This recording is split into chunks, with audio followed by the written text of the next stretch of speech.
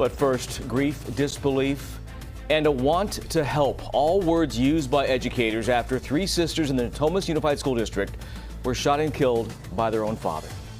Thanks for joining us here at 5. I'm Tony Lopez. And I'm Elizabeth Kling. Our news is also streaming live on CBS News Sacramento right now. We learned their names yesterday: 9-year-old Samara, 10-year-old Samantha, and 13-year-old Samia Mora Gutierrez. And now we learn how they live. CBS 13's Madison Keevy joins us live tonight from Arden Arcade, where a memorial continues to grow. Madison.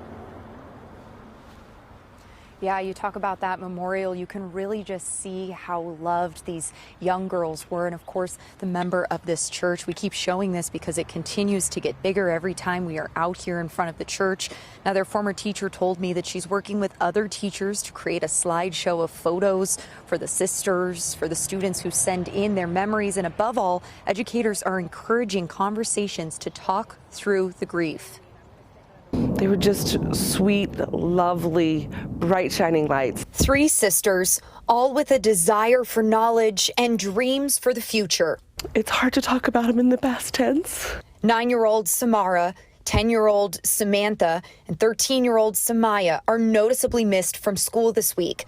The two youngest at Bannon Creek Elementary and the oldest at Leroy Green Academy. Samantha, who went by Sam in class, would have turned 11 today. Her former teacher shared a story about her that she said captured that desire for knowledge. Sam would alternate between checking out a book about a bunny and then a regular book to read. Instead of a birthday, their mother has been forced to plan a funeral. The constant in their lives, known by the girls' former teacher as their protector. They were loved by their teachers at their school, and we know that they loved us too, just like they were loved by their mom. And they loved her. The sisters' after-school teacher, Daisy Yang, told us Samantha was more outspoken, while Samara kept to herself, but loved hugs.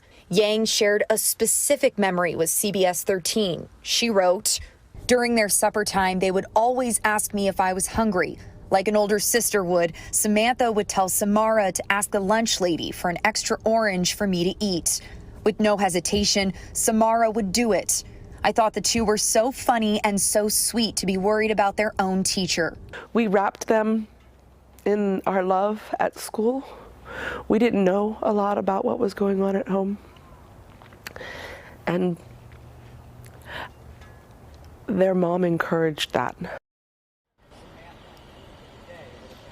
I want to show you this moment happening here right now. When we say this memorial continues to grow, it's doing it right before our eyes, adding 4 candles here, 3 for those young girls, those young sisters, and of course 1 for the member of this church. Now, as for what was going on at home, we know a little bit more now that through court documents that their father they witnessed him verbally abusing their mother, and she wrote that they were scared, but when they got to school, their former teacher believes that that was their safe space and they really did not take what they were feeling at home into the classroom.